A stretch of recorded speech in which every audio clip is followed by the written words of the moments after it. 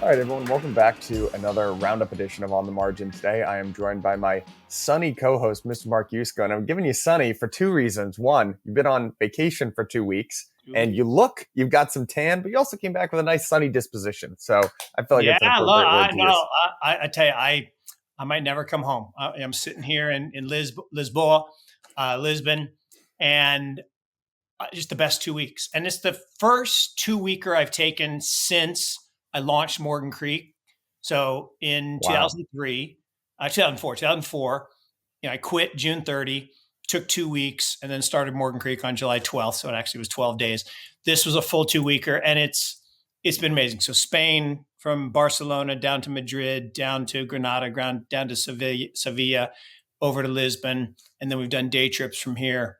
And the one yesterday we're going to talk about, I mean, I learned the entire history of the Knights Templar. And remember we've always talked about how the Medicis stole the idea of fractional reserve banking? Yeah. I found out from where? From the monks at this castle, this monastery that I was physically at, with the crosses everywhere. It's unbelievable. They invented banking here in Portugal. No kidding.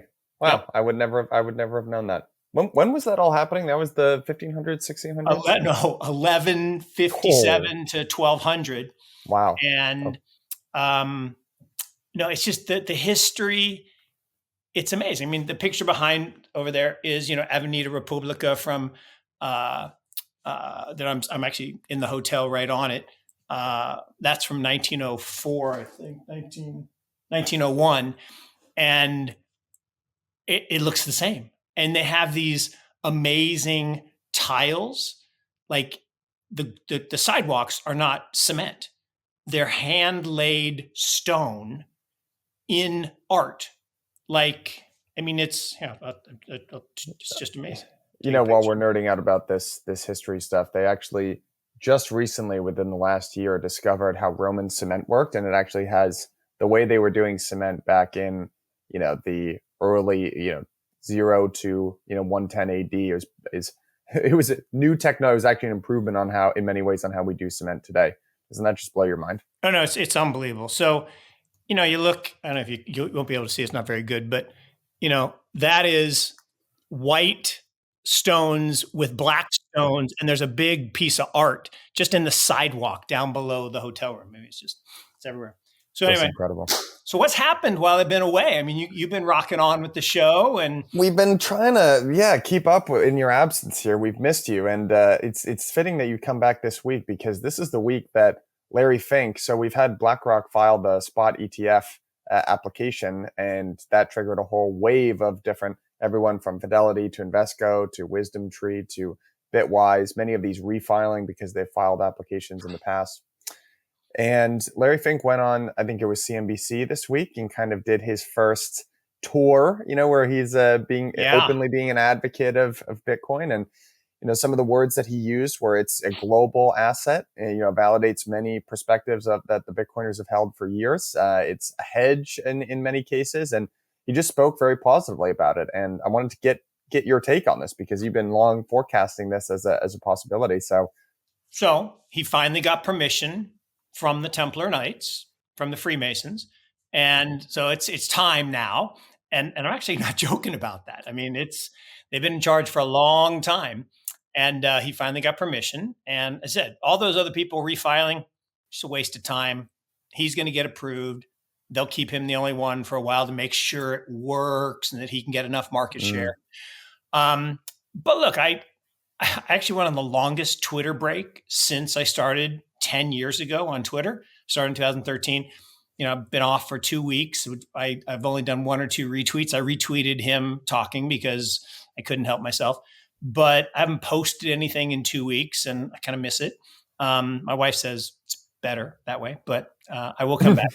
But look, when the largest asset manager in the world jumps in the pool, it's not like they're going to jump in and then the pool's going to drain. That's just not going to happen, right? So all of it's going to zero. I don't know what Nouriel is going to do, because it ain't going to zero. So Nouriel's going to have to change his tune. And, Peter Schiff, well, son already owns it. So, Peter Schiff will just change his mind. But I think it was inevitable because this is a technological evolution. We've talked about this over and over for the year, over a year that we've been doing this. This is not, witchcraft voodoo. It's not some magic internet money. It's just an evolution of computing power. And it's a better way to do gold. I mean, gold is great. Gold has been money for 5,000 years, but it's not very portable and it's not very divisible. And I can't break a bar in half and stuff it in my computer and send it to you, but I can hit a button and send you Bitcoin like that. Like that. Yeah. Yeah.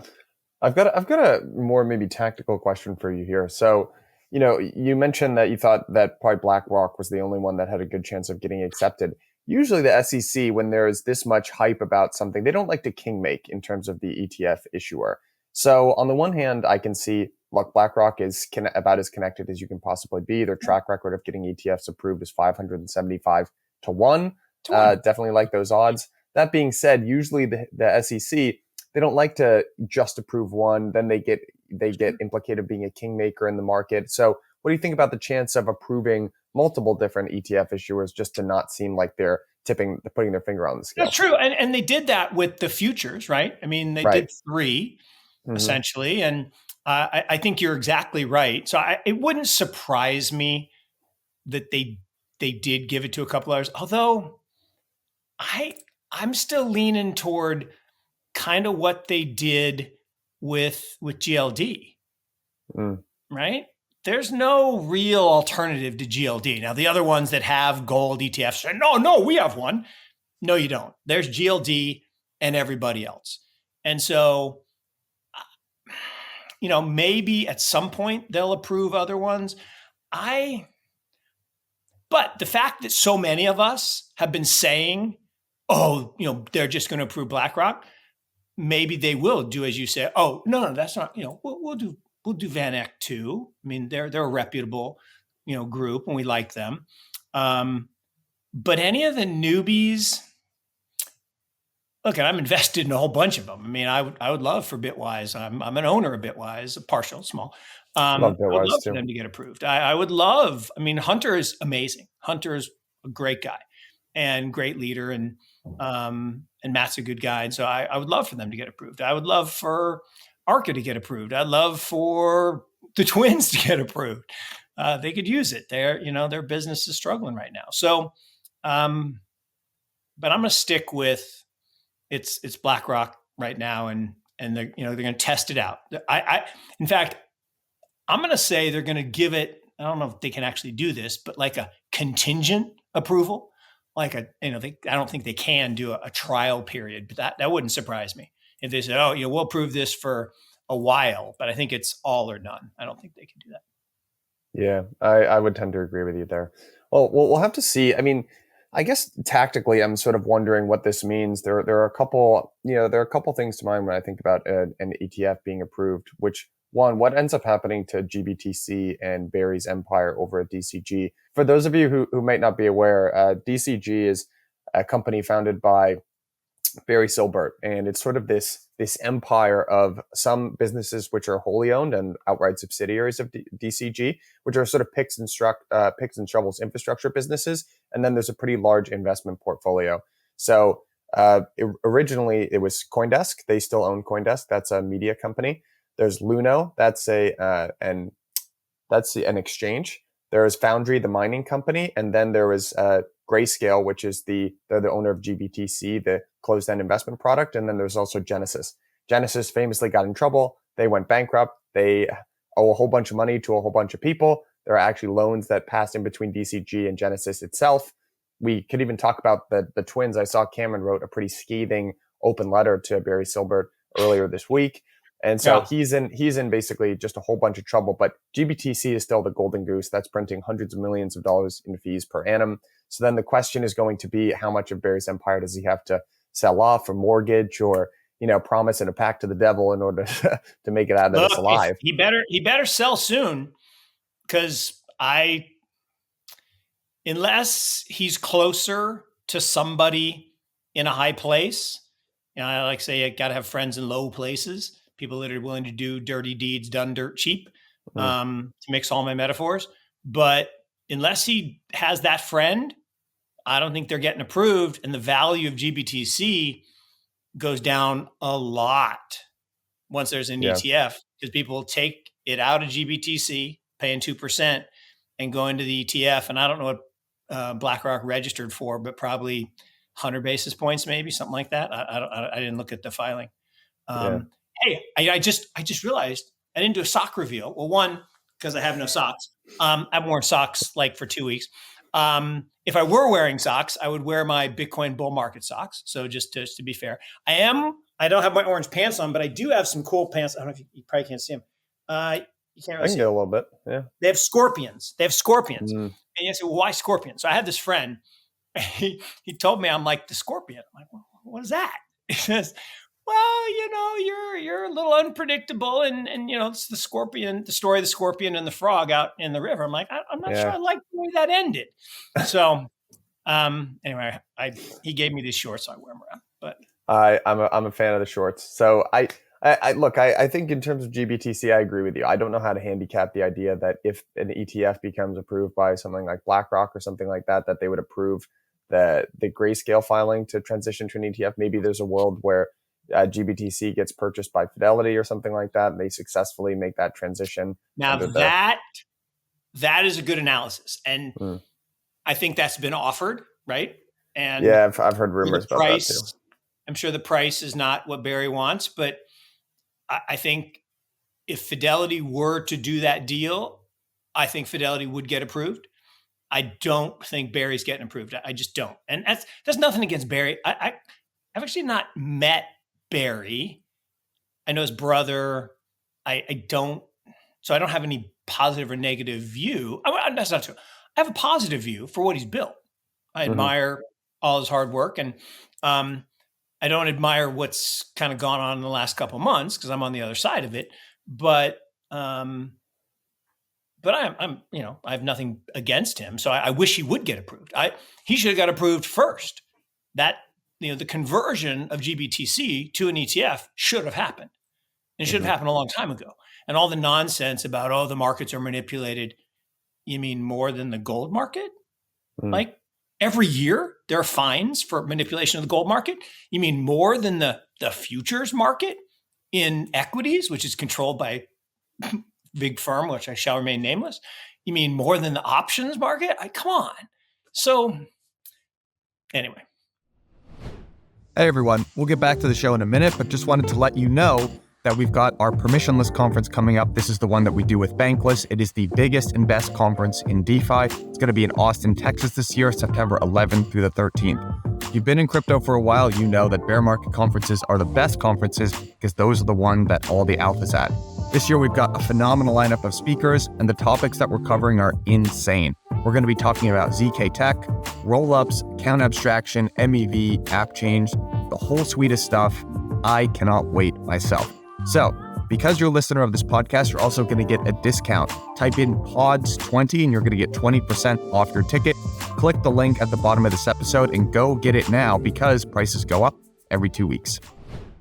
Yeah, I mean, look, I'm sympathetic to that argument, and there was a flurry. Is sort of a small technical detail, but there was a flurry of refiling. Actually, BlackRock had to amend its application, and it listed Coinbase as its custodian.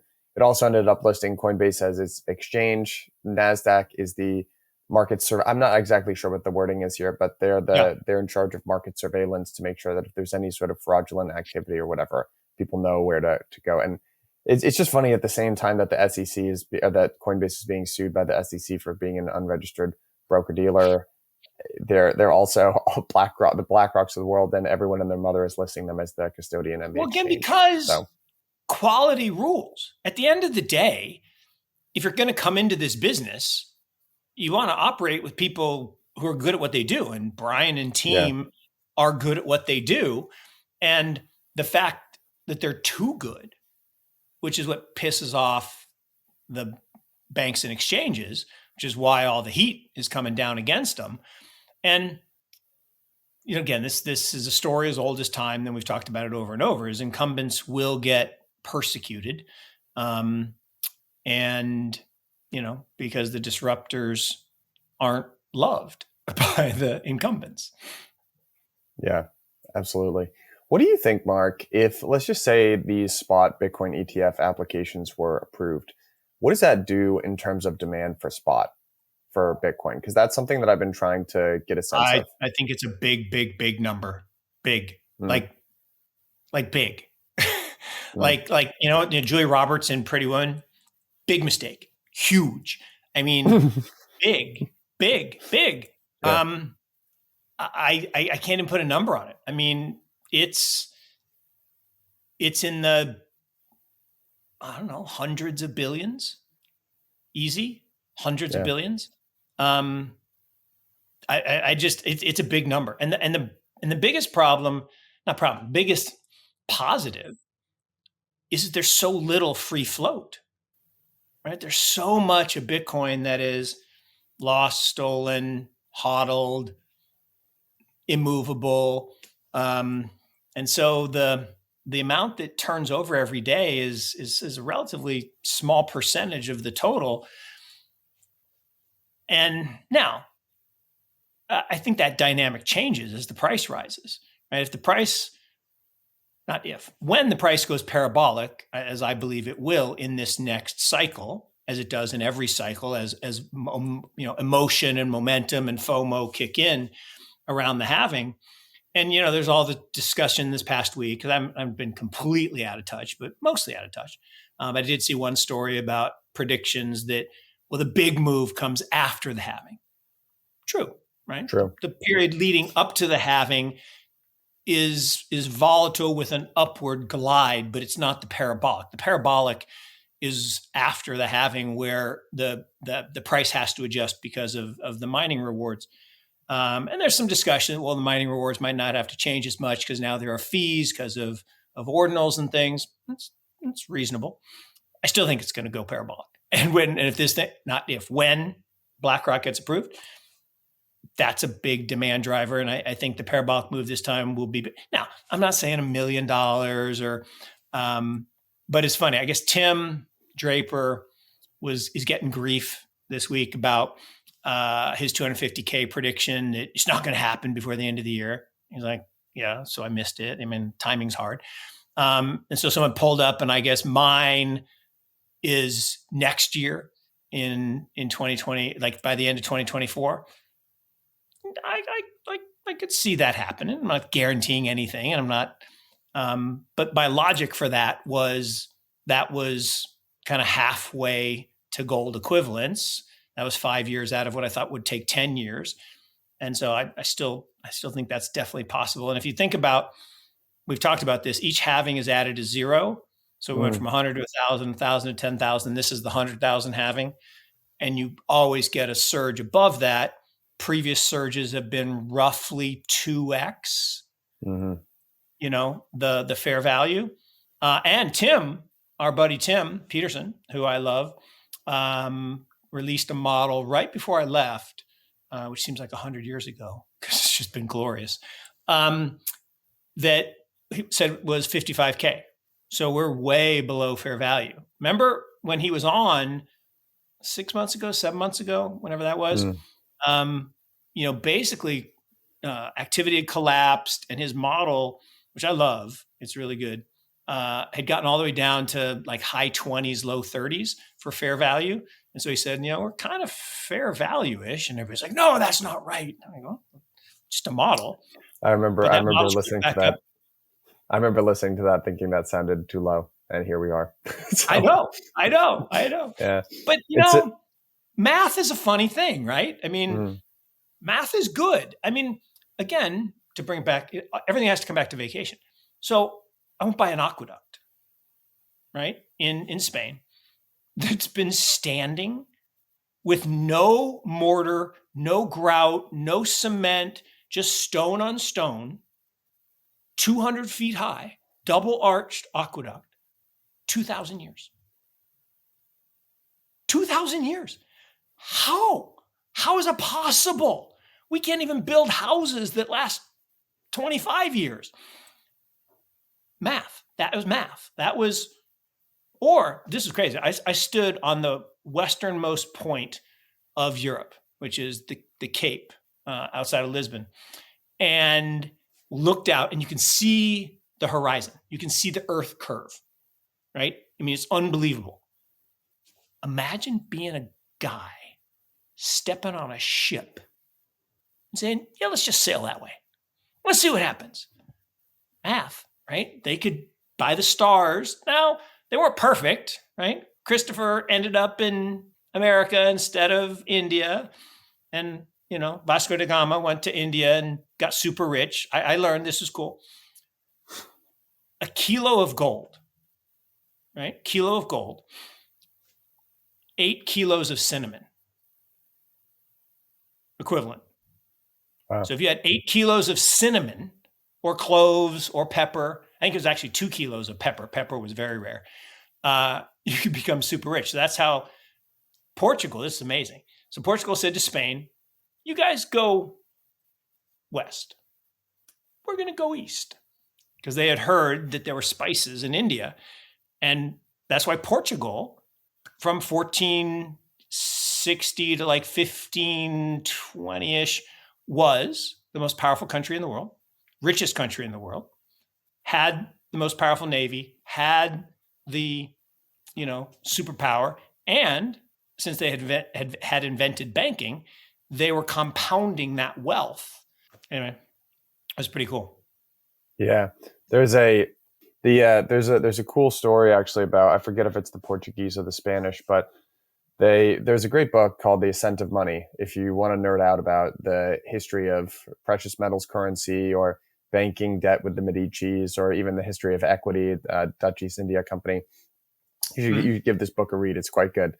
It goes all the way up to modern. The last chapter is a chapter called Chimerica, which is this economic commingling in between the United States and China. He actually went back. Niall Ferguson, the author, went back and wrote a chapter about Bitcoin. He came out and when I first read it, I was like, I feel like this guy should support Bitcoin, and he actually turns out he actually does. So that's pretty cool. Yeah. But there's a very cool story about them finding this mountain of silver in, I believe it was South America. There's some specific name for this, and it actually ended up being it was this crazy boon at the time, but it ended up being a little bit of a curse, because I think it was Portugal, the nation, they ended up having so much silver that they missed the idea of paper bank credit. And that was actually ultimately the form of money, because really money is just a tool for social coordination, and ended up being this gigantic curse. But I want to bookend our conversation here just by saying, I agree with you. I think the spot Bitcoin ETF, when that eventually gets approved, it's going to be an absolute game changer. It's very difficult to predict the actual amount of flows that's going to generate. But I mean, come on, this is a gigantic boon for the space. I want to move into macro land a little bit here and talk about we got our FOMC minutes, the minutes from last June. I want to read you a quote here. There's, I have a certain amount of hesitation. There's a new word for, this hawkish pause or dovish this or whatever. But is the hawkish pause is this is a sort of paragraph that got pulled out. The economy was facing headwinds from tighter credit conditions, including higher interest rates for households and businesses, which would likely weigh on economic activity, hiring, and inflation, although the extent of these effects remains unchanged. Against this backdrop, and in consideration of the significant cumulative tightening in the stance of monetary policy and the lags with which policy affects economic activity and inflation, almost all participants judged that it would be acceptable to maintain the target range. Most of these participants observed that leaving the target range unchanged at this meeting would allow them more time to assess. However, some participants indicated that they favored raising the target range for a federal funds rate 25 basis points at this meeting, or that they could have supported such a proposal. So what they noted is that the labor market has remained very tight. Momentum in economic activity has been stronger than earlier anticipated, and there are few clear signs that inflation was on a path to return to the committee's 2% objective over time. So I'm going to share my screen here briefly, but now the market is expecting a 25. We had our pause in June of last year, but now the market is expecting another 25 basis point hike in July. So what do you think about that, Mark? Was that within your expectation set? Is that ultimately surprising to you? I mean, do you think the Fed is doing the right thing here, or are you just scratching your head and wondering, what are you guys doing hiking? No, look, again, I'll just go anecdotal. It's busy out there. I mean, both places we've been, both Spain and Portugal, it's busy. I mean, it is people, and the languages, there are people from everywhere. I mean, I'm shocked how many people from Australia over here in Spain and Portugal, but then I learned there's some history with Portugal and Australia. Lots of Germans, but I guess this is where, like, Florida to Germany. So all the Germans come down here for the summer. But it's rocking. So the global economy is strong. I mean, it's strong. I mean, prices, I mean, it's not like crazy prices, but it's not cheap. And there's not a lot of stuff on sale. Like I grew up with Lacoste shirts, and, little alligator. Yeah. And so I wanted to buy one. And I went in the store, like, what? I mean, normally they have these things for 110 euros and they were marked down 30%. I'm like, you know what? I came in here, I wanted one, fine, I'll buy it. That's like twice what I would normally pay for a shirt, because I don't like to spend a lot of money. But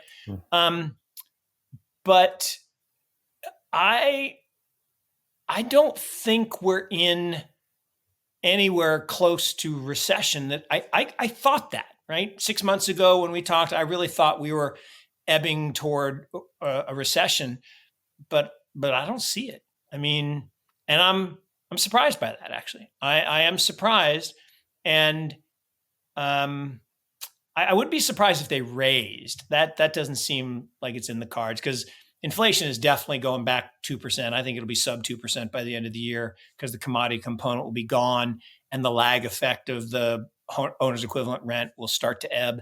So I don't see why you'd want to raise more than now, other than the reason that you always want to raise rates, which is to make the banks rich. So if Jamie says raise the rates, they'll raise the rates.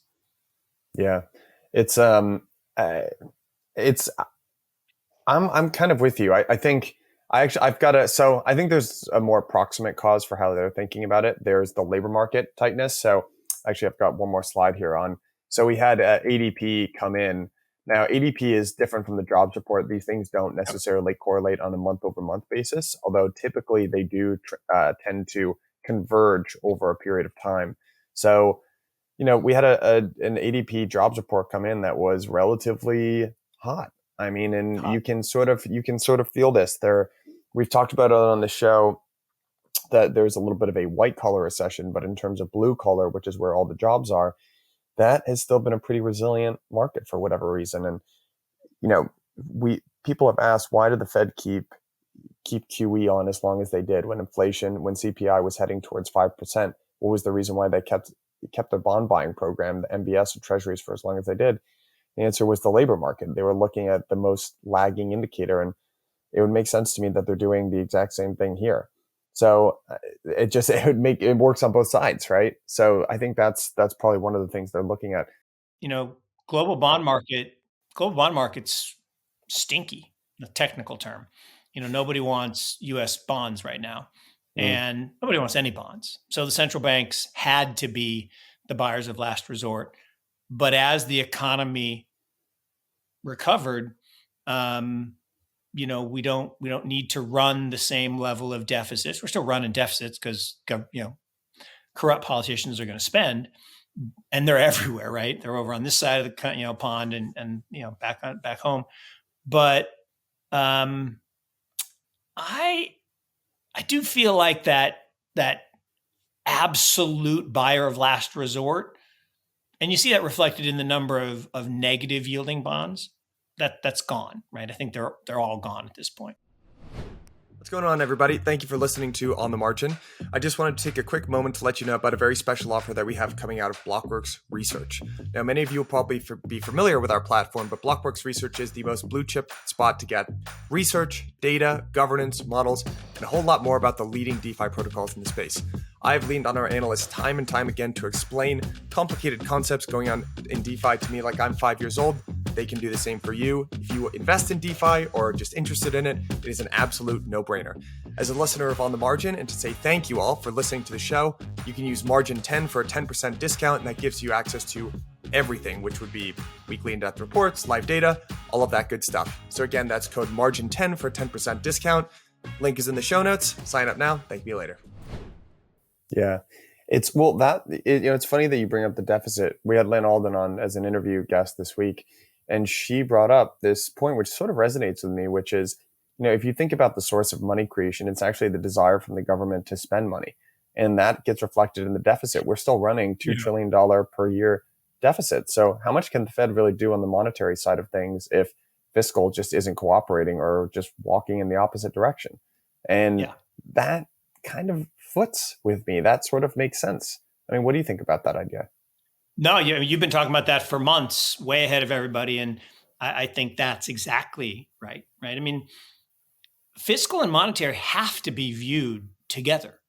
Yeah. Right. I mean, it's hand in glove. I mean, you can't look at one without the other. And yet people do all the time. Right. They think, oh, the Fed is all we have to watch, or the central banks is all we have to watch. So, no. You got to look at, that was the other thing that I've noticed. Lots of cranes over here, lots of construction. And we did a tour of the Portuguese Riviera, this place called Cascais, where all the see, my Portuguese accent's pretty good, huh? I was going to say. Just kidding. And it's where Madonna used to go, and Christian Louboutin, and Ronaldo is building a big house in this one neighborhood right on the Atlantic. I mean, it's just absolutely stunning. And building a $35 million or building a house on a $35 million lot, just a lot. And that is another thing. Football, holy moly! I mean, it is like religion here. I mean, I grew up playing soccer in the U.S., but it's nothing. I guess I just never experienced the football religion until the last couple of weeks. Holy moly! And Ronaldo, I mean, he's a god. I mean, here in Portugal, he is a god. He's bigger than Michael Jordan. And it's funny.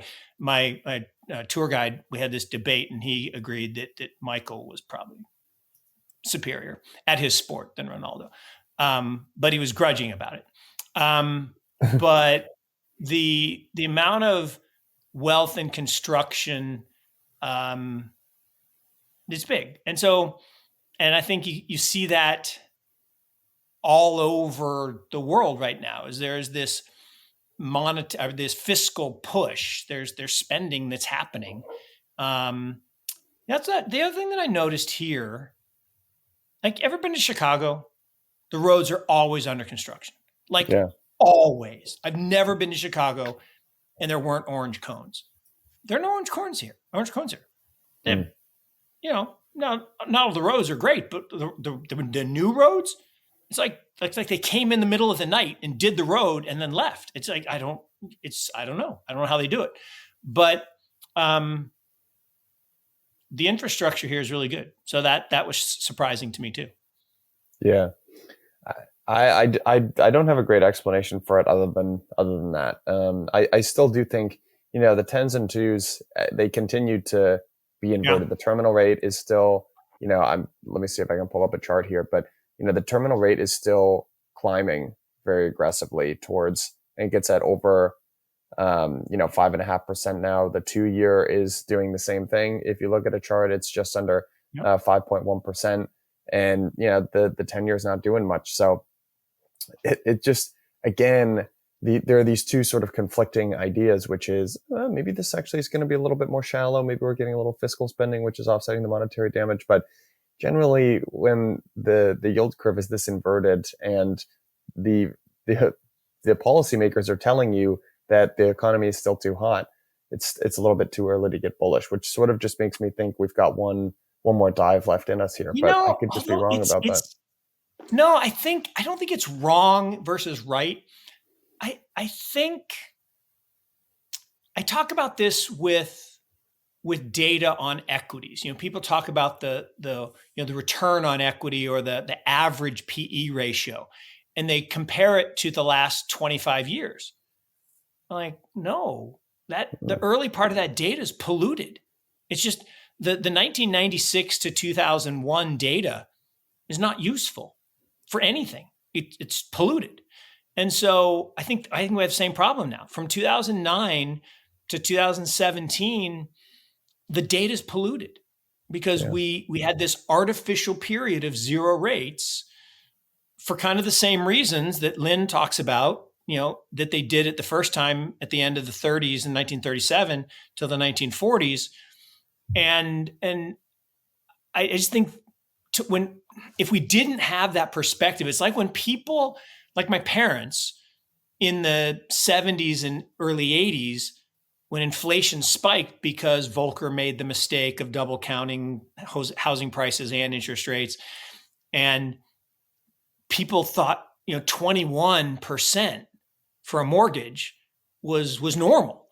And so when it went down to 14, they were like, oh, this is awesome. I'm like, no, 14 is bad. I think we have the same problem. 5% interest rates are totally normal. Totally normal. That's how capitalism that's what I works. think too. Yeah. That's how capitalism works. 0 is wrong. 14% is wrong. 5, that's how it works. So if we think of it from that perspective, we're neutral-ish, and yet people on the long end, I was going to say people on the long end keep anticipating the downturn, but it's more than that. This is the Rob Arnott view. The reason long-term rates are staying lower than they should, meaning based on the numbers, is demographics. There's too many old people, and I'm approaching that, right? I just turned 60. In a few years, I'll be in that age. 65 to 85-year-old people don't buy stocks. They just don't. They buy bonds. And the demand for bonds, it's also why the labor numbers are so wrong. They take people out of the workforce when they turn 65, which doesn't make any sense. There's a lot of people working.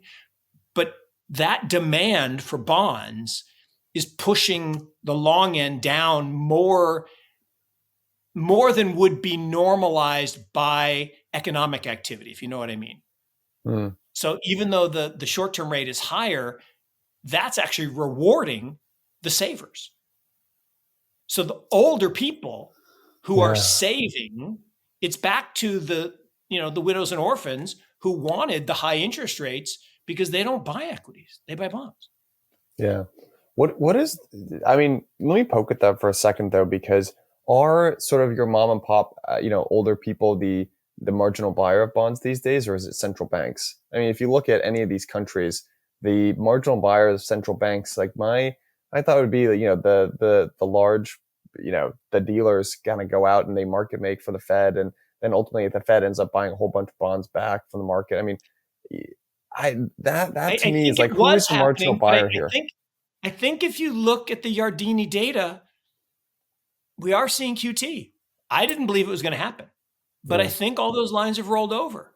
And I think the Fed is actually a net seller and the ECB is a net seller, and maybe not the People's Bank of China because they're increasing liquidity, but Bank of Japan, I could be wrong on the Bank of Japan too, but I feel like the ECB and the Fed are net sellers. And we should look at that. Maybe we can look at that next week.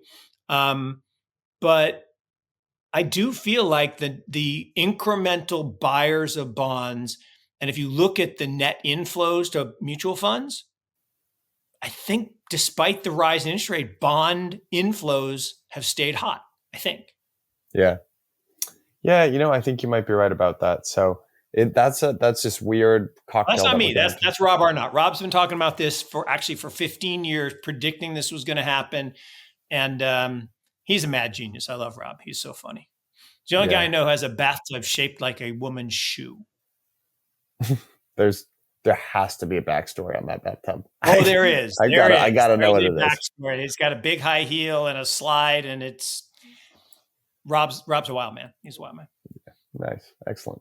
Well, and the last sort of story here that I wanted to get your perspective on is actually round trip a little bit to crypto and talk a little bit about Coinbase, because Coinbase in so many ways it's the sort of grown up blue chip face of crypto in general. It's taken an enormous beating. The SEC, they issued their Wells notice against it many months ago now. They've come out and with an enforcement action, both operating as an unregistered broker-dealer and the fact that their staking program constituted a security.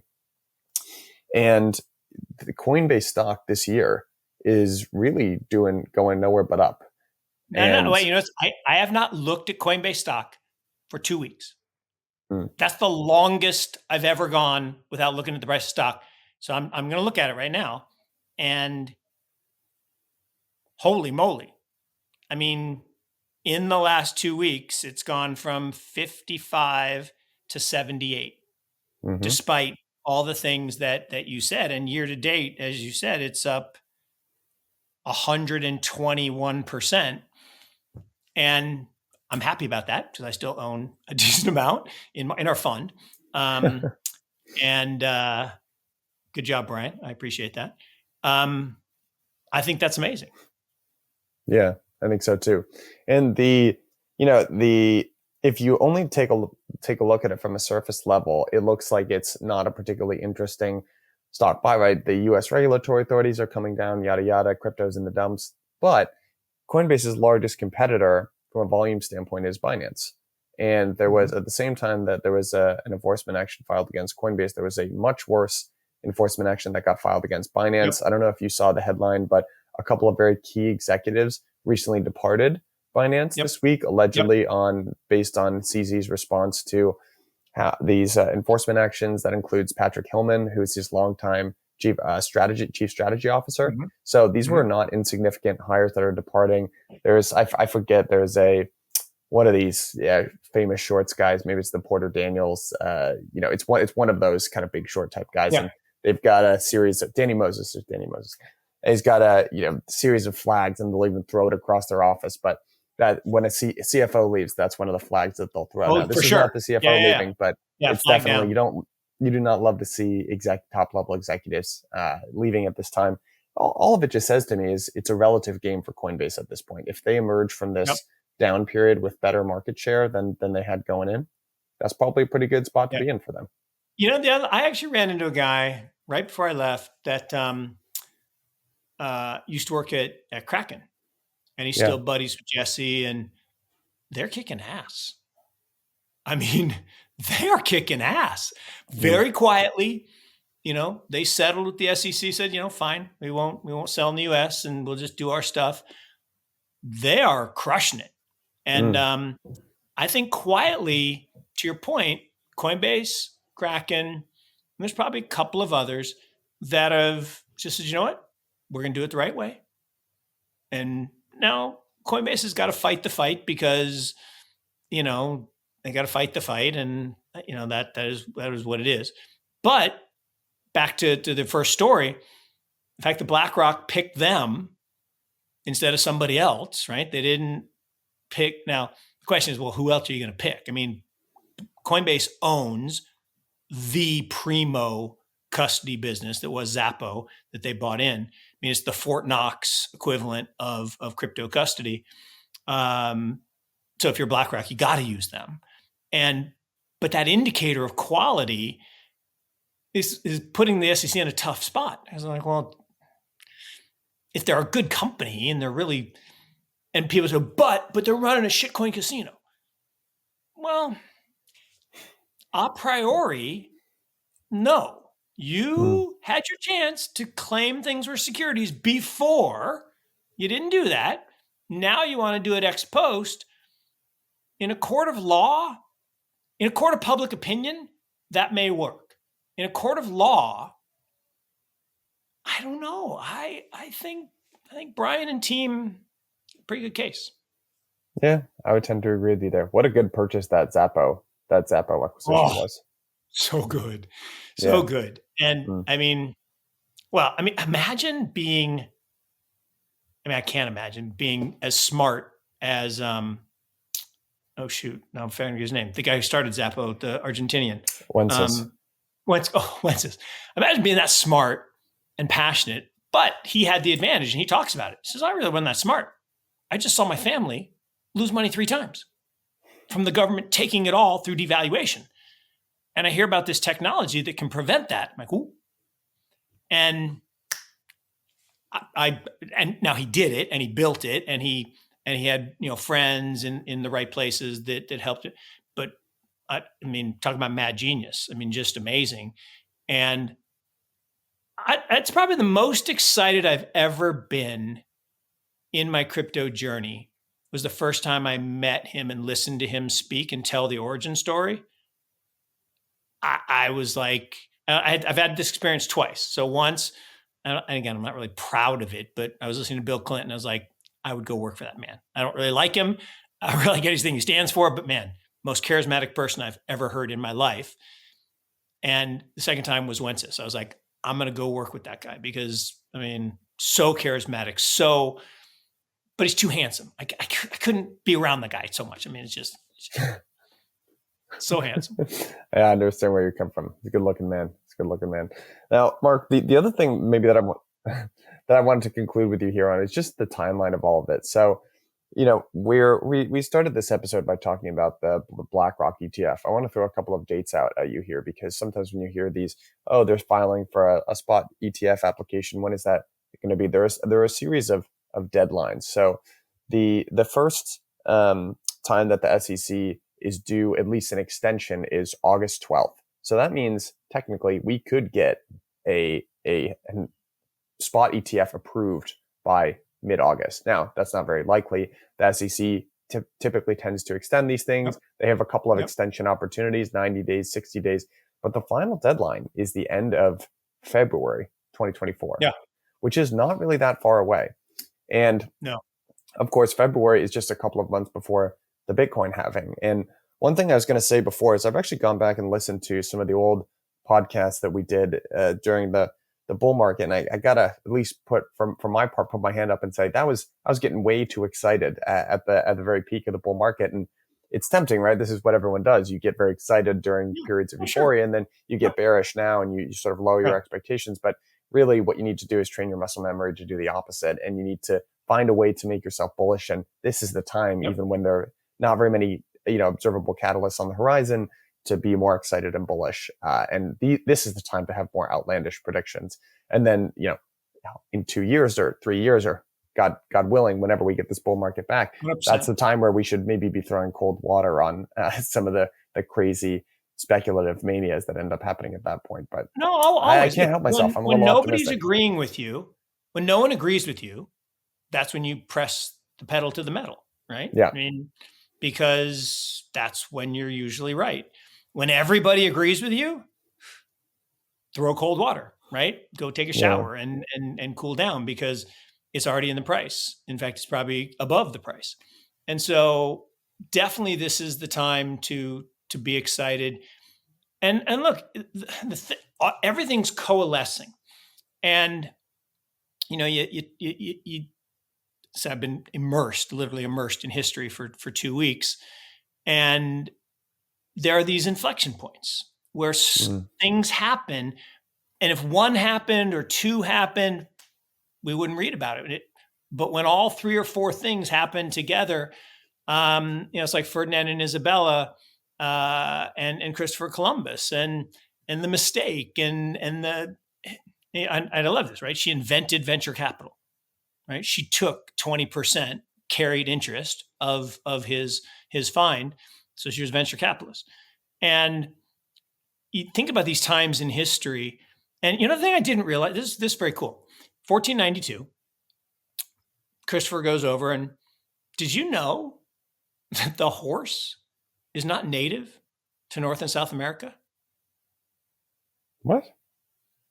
The horse is not native. And the tomato and the potato are not native to Europe. They're not from Italy. The potato's not from Ireland. They're from South America. The horse is from here. And the ships carried the horses and they carried back the potatoes and the tomatoes.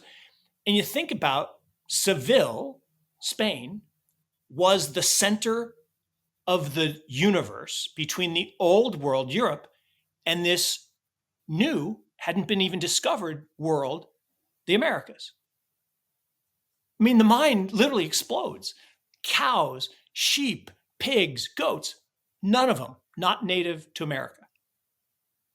So our image of the Native Americans riding horses, nope, not until the Spaniards brought them. and the Portuguese. So I think what's happening now is this coalescing. We've talked about the 1954, 68, 82, 96, 2010, 2024 is when the truth net, right? We go from the internet, mobile net, truth net, where we replace trust with truth. We go from the Knights Templar inventing banking, the Medicis, to Bitcoin and blockchains being a better solution. That all happens in 2024. And now we've got this approval process potentially in 2024. We've got the halving in 2024. It could be such a big one. I mean, could be a 1492. Yeah, I hope so. I hope it is. All right, Mark, we got to wind down. You know what I liked about that? It is like 1492 because we're going from the old world of financial services to the new world of financial services. All right, we got it. Yeah, you heard it first. Yeah, I think you might be right. Financial services is one of those industries where in technology, there's this turnover all the time, and the average lifespan of a company is not particularly long. Financial services is one of these funny ones where you have these, especially European banks, that are these dynastic, multi-century banks, and just that's not very typical in other industries. So it'd be interesting if that ended up getting disrupted. So, all right, Mark, we can leave it there. Best hour of my week, my friend. I missed you these last couple weeks. So I missed you, my friend. I appreciate you allowing me to go rogue on you, and but good to be back. And I'll be back in Chapel Hill next week, and we'll do it again. Sounds good. See you then.